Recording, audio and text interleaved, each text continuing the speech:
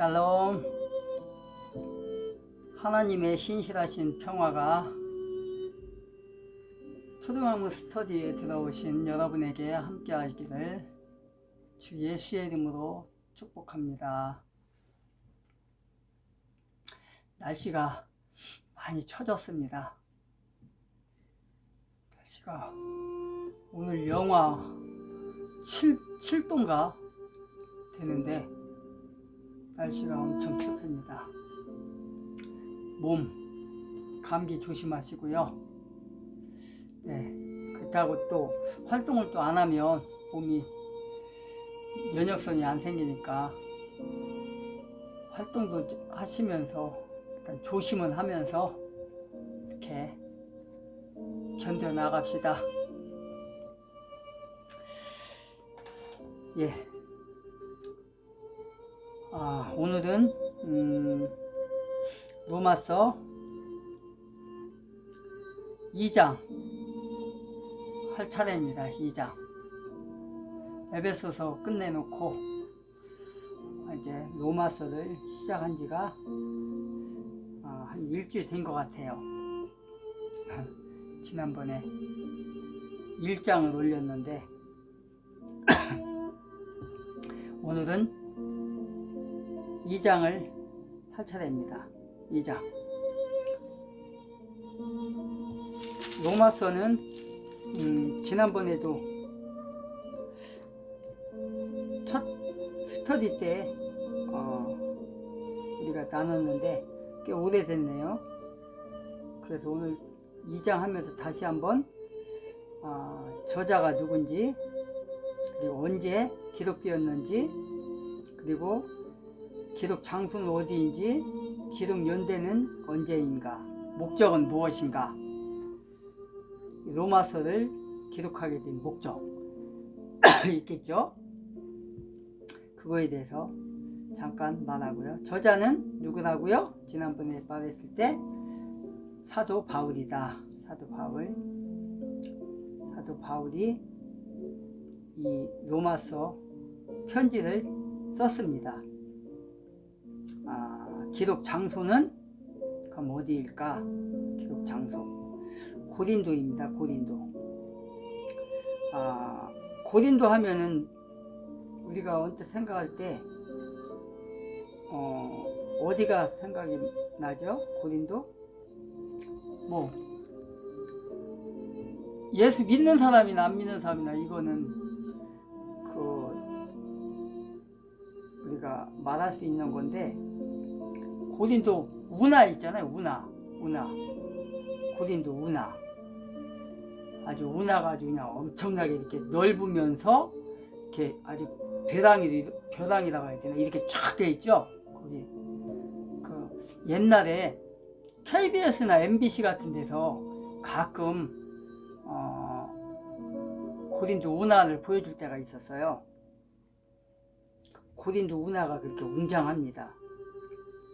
고린도 운하가 운하 하면은 또 독일도 운하가 이렇게 유명하죠. 독일 운하 같은 경우는 뭘로 돼 있냐, 이렇게 올라갔다 내려왔다는 층으로, 이렇게 배가 갈 때는 이렇게 위로 싹 올라가면서 이렇게 연결이 돼가지고 배가 지나가죠. 그리고 배가 지나가고 나면 다시 밑에로 쫙 내려, 이런 식으로 돼 있죠. 그게 아주 유명합니다. 그래서 그 운하를 통해서 독일 같은 데는 수출이라든가 이런 물품 같은 거, 배로 이렇게 운하를 통해서 배로 가게 되면 싸요. 비행기로 가는 것보다 훨씬 싸죠. 그래서 운하를 이용합니다. 그래서 운하 하면은 또 이제 이명박 대통령이 이제 생각이 나는데, 이명박 대통령이 우리나라 4대강 본래는 운하로 만들려고 했어요.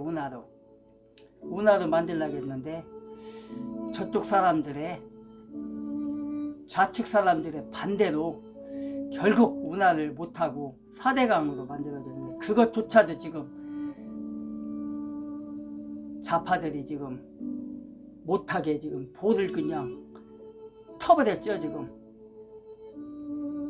전부 다 그냥 볼을 다 물을 다 빼버리고 지금 저 호남 쪽에만 지금 볼을 그냥 막아놨는데, 그 이유는 호남 쪽에서 제모로 돼가지고 물 못 빼게, 우리 농사 지어야 되는데 왜 빼냐 이거 막 그래가지고 시위를 하니까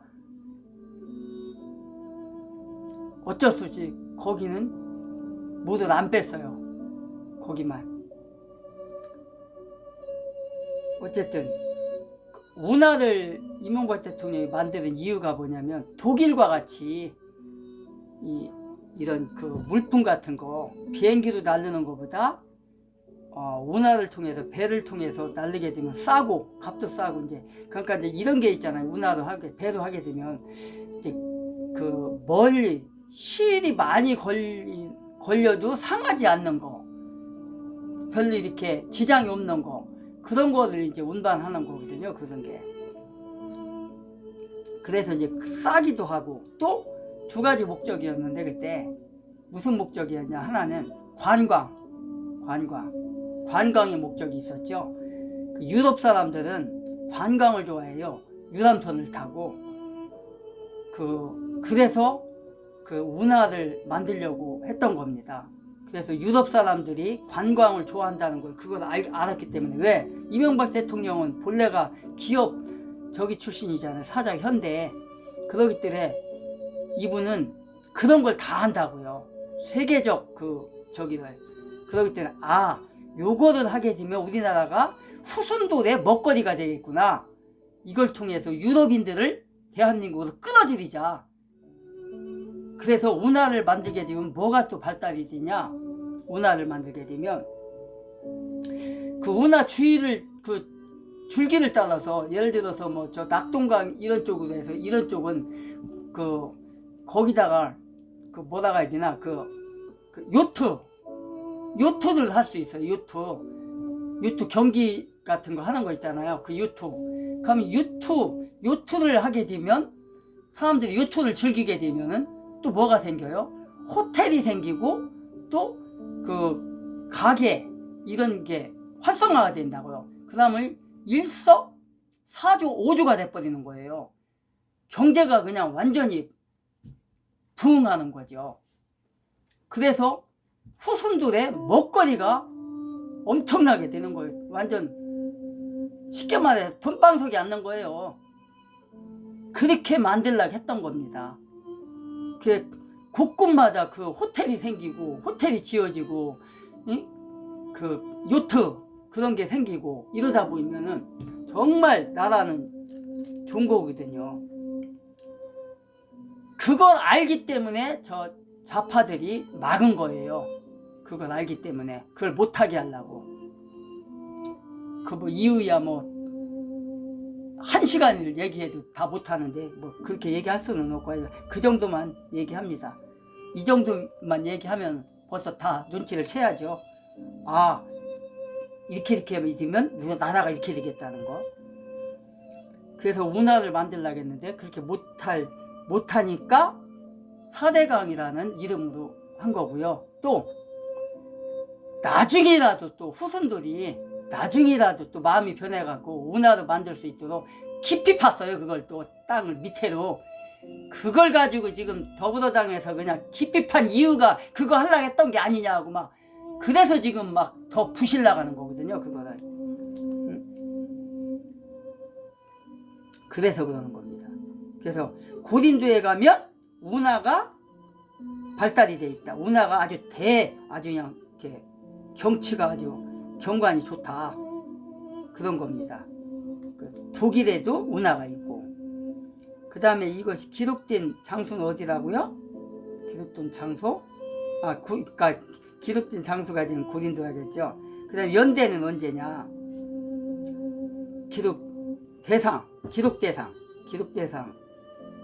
기록대상은 누구라고요? 이게 지금 우리가 어디를 스터디하고 있죠? 로마죠. 로마서. 로마에 있는 그리스도인들에게 전하고자 편지하는 거죠. 편지하는 거. 기록 목적은 로마 교회의 방문을 미리 준비하는 거죠. 미리 준비하는 거. 그래서 하나님의 구원의 말씀이 어떻게 해야 된다? 로마에도 전하기를 고대했던 분이었죠. 사도 바울이. 그래서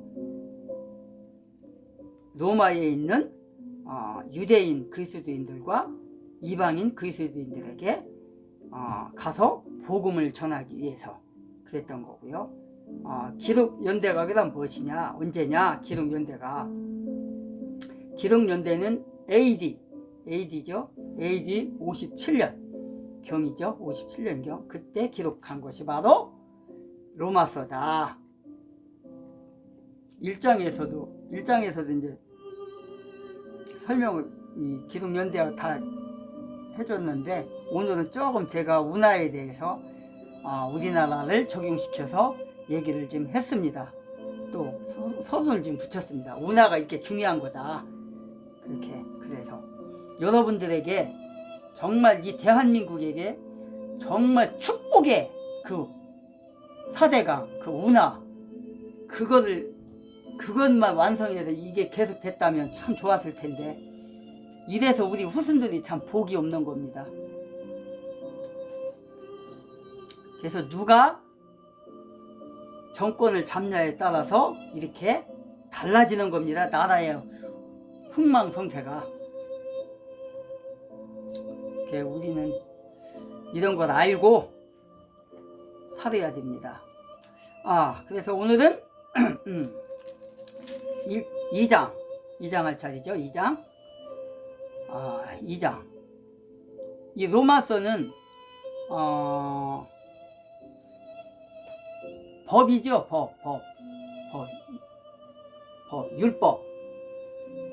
율법에 대한 그런 법이라고 말할 수 있는 게 바로 이 로마서입니다. 로마서. 법을 가르치는 게. 우리가 살아가는 데 있어서 어떻게 살아가야 되냐. 그 법을 말하는 게 바로 로마서입니다. 로마서. 법. 율법이 그거잖아요. 모세의 율법. 모세의 율법은 법. 그 자체가 법이잖아요. 법. 로마서가 바로 그런 겁니다. 1절에 보니까 그러므로 남을 비판하는 사람아, 누구를 막론하고 네가 핑계하지 못할 것은 남을 판단하는 것으로 어떻게 된대요? 네가 너를 정지함이니. 판단하는 네가 같은 일을 행함이니라. 이런 일을 행하는 자에게 하나님의 뭐가 있어요? 하나님의 심판이 진리대로 되는 줄을 우리가 아노라. 이런 일을 행하는 자를 판단하고 또 같은 일을 행하는 사람아, 네가 하나님의 심판을 어떻게 한다고요? 피할 줄로 생각하느냐? 피할 줄로 생각하느냐? 그렇지 않다는 거죠. 피할 줄로 생각하느냐? 3절까지 읽었습니다. 자, 남을 판단하는 거. 이 말이 뭐죠? 남을 판단하는 거? 우리가 세상에 살아나가면서 판단을 많이 하죠. 자기를 판단하는 사람은 별로 없어요. 그쵸? 자기가 나쁜 일을 했건 좋은 일을 했건 자기에 대해서는 판단을 안 하려고 해요. 오로지 남을 위해서만. 그것도 좋은 판단이 아니라 나쁜 판단. 저 사람이 뭐 잘못한 거 있나? 저 사람이 뭐 그런 거 많이 판단을 하죠. 우리가 살아나가면서 자기에 대해서는 판단을 안 하면서 남에 대해서는 많이들 판단을 해요. 남을 판단하는 사람아. 그러면 이 말이 뭘까? 이 말이 유대인들은요, 유대인들 같은 경우는 판단을 되게 많이 해요. 유대인들은 그래서 에베소서라든가 고린도서라든가 하여간 그 서신설 봐도 그렇고 복음서를 봐도 그렇고 이 유대인들이 좀 뭐라 그럴까, 자기네가 최고라고, 우리는 하나님의 선택받은 유대인들이다 라는 걸 많이 자기네들의 뭐라 해야 되나, 하나님 앞에 선택받았다는 것을 우쭐하는 사람들이 바로 유대인들이에요. 그러면서 이방인들을 판단을 많이 해요. 이방인들, 너희들은 구원받지 못한 자들이다. 너희들은 구원받지 못한 자들이었다. 우리는 하나님의 선민이다. 나가면서 이방인들을 그렇게 판단을 해요. 그래서 그러니까 그렇게 하지 말라, 지금 그런 거잖아요. 그런 거.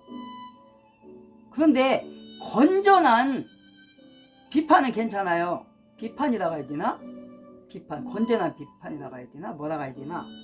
건전한 그 사람에 대한 판단.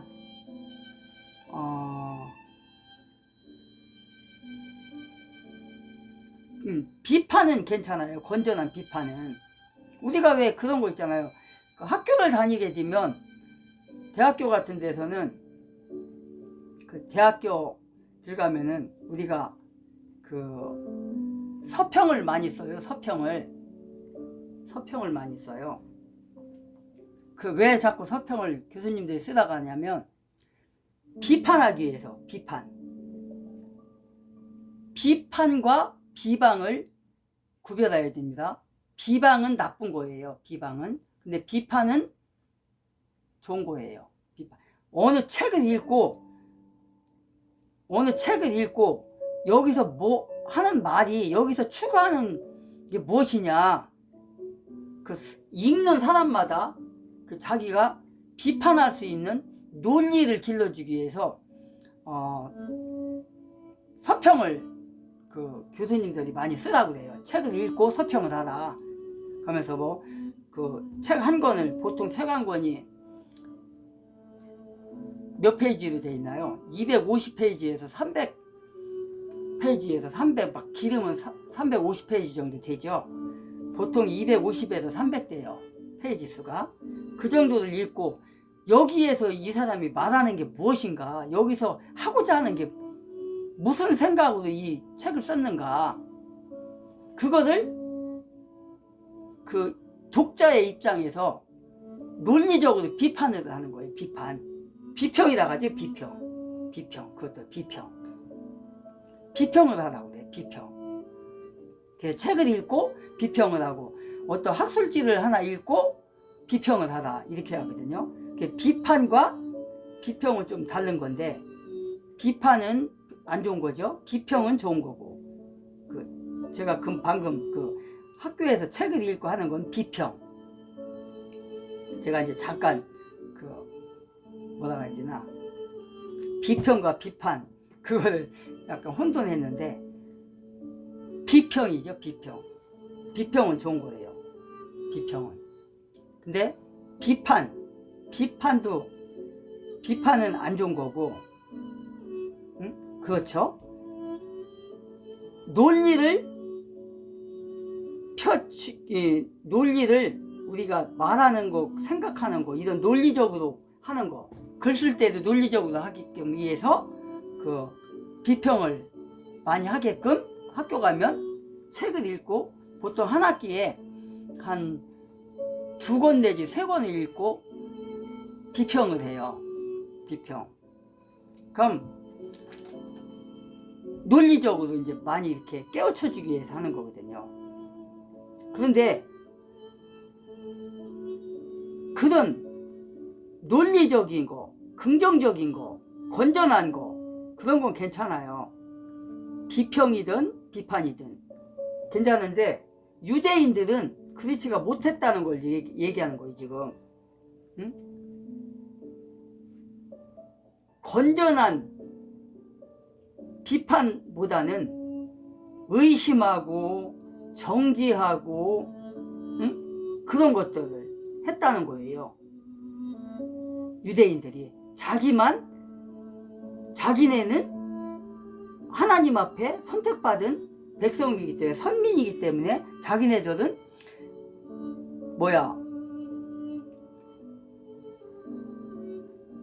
웁줄대는 거, 자기네들은 선택받은 백성이라고 웁줄대는 거 있잖아요. 자기네들은 막 드러내는 거, 응? 그렇게 자기네들을 막 표현하고 막 그러는 건 잘하는데 남을 이방인들을 지금 그렇게 비판하는 거예요. 비판. 그걸 하지 말라는 거예요. 그걸. 이러한 삶의 태도는 어떻게 해요? 율법적이라는 거예요. 율법적으로 안 좋다는 거죠. 유대인들이 그런 우월성을 가지고 이방인들을 이렇게 뭐라고 해야 되나, 자기 밑에로, 그러니까 뭐라고 해야 되나, 무시했다는 걸 얘기하는 거지. 무시했다는 거. 유대인들 자기네들은 우월하고 자기네들은 하나님의 뭐라고 할까, 선택받은 백성이기 때문에 당신들보다 우월하다, 이러한 안이한 생각들을 가지고 있었다는 것을 말합니다. 유대인들의 율법적인 삶의 태도를 지금 뭐라고 하는 거예요? 지적하고 있는 거예요. 지금 1절에서 보니까 그걸 지적하고 있는 거예요.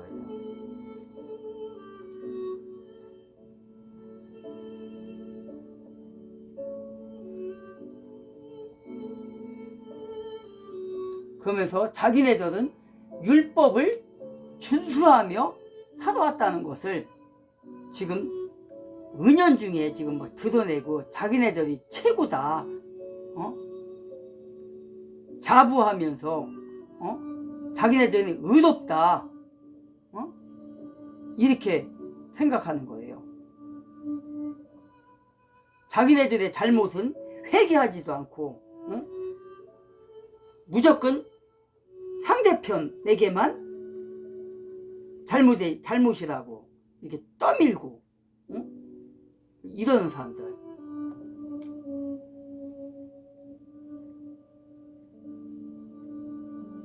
그래서 사도 바울은 그들에게 너희들도 똑같은 사람이다, 남을 판단하지 말라, 남을 비판하지 말라, 그 말하는 거예요. 그 말.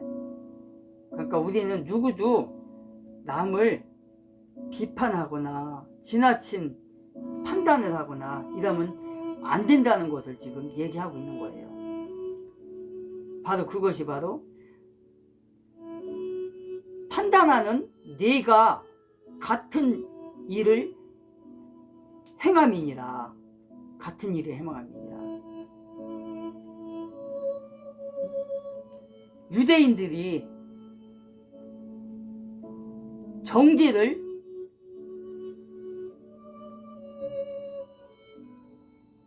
받아야 되는 것을 깨달은 바로 그러한 행위 때문에 사도 바울은 그들에게 너희들은 남을 판단하고 내 잘못을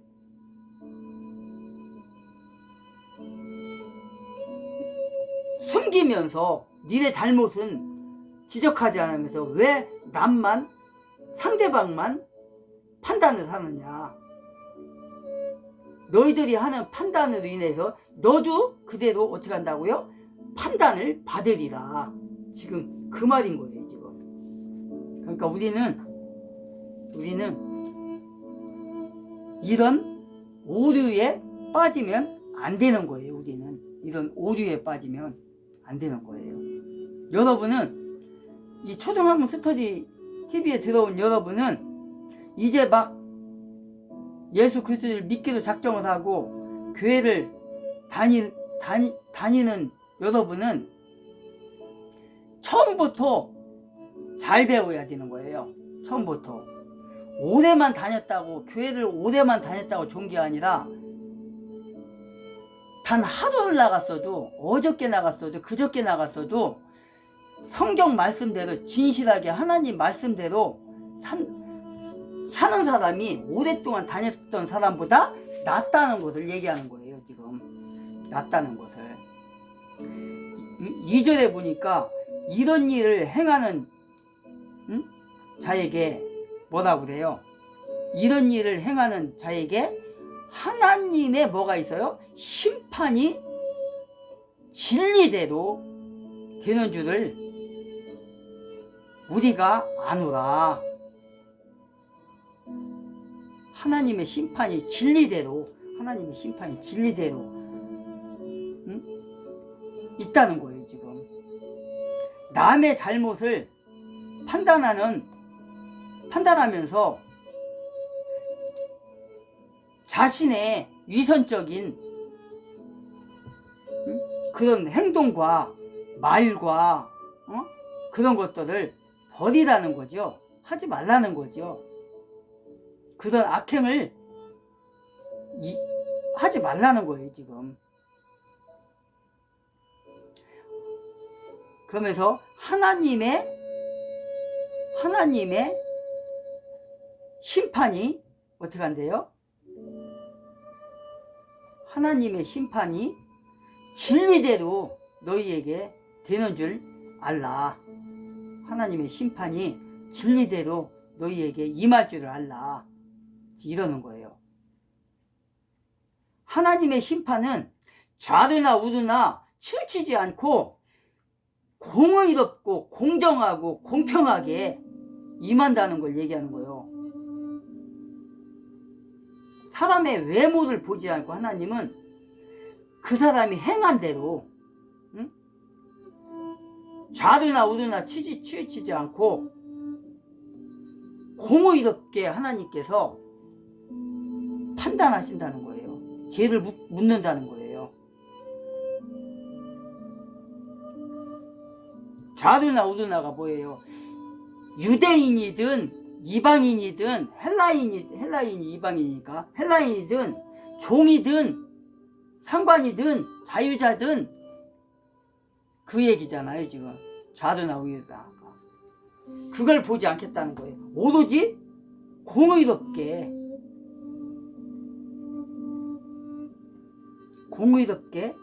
심판하시겠다 이 말인 거예요. 공의롭게 묻겠다는 거예요. 지금 진리대로 묻겠다고 지금 그러는 거예요. 지금 그래서 우리는 정말 하나님의 공평하신 그 정의롭고 공의 앞에서 우리는 다시 한번 내 자신을 돌아봐야 된다는 겁니다. 돌아봐야. 3절에 보니까 뭐라고 되어 있어요? 이런 일을 행하는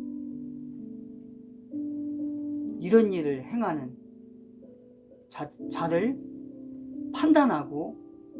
판단하고도 같은 일을 행하는 사람아, 응? 네가 하나님의 심판을 피할 줄로 아느냐?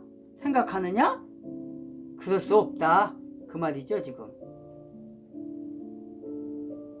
하나님께서 율법의 특권은 절대로 그들이 하나님의 공의로운 심판에서 무사하지 못하다는 것을 말하는 겁니다.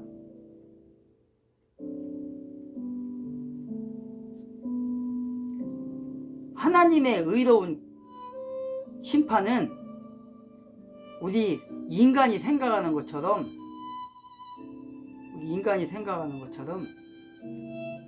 면책받을 수 없다는 거예요.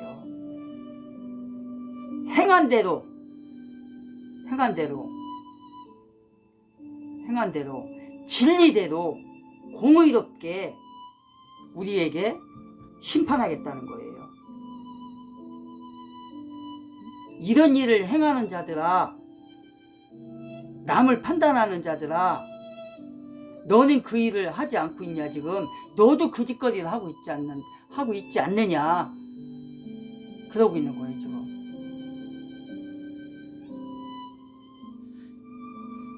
이 말이 지금 초등학문 스터디 TV에 들어오신 여러분과 지금 이 세상을 살아나가고 있는 모든 그리스도인과 우리에게 말씀하시는 거예요 지금. 그렇다고 이 말이 세상에는 적용이 안 되냐? 세상과 다 적용이 되는 거 이게요.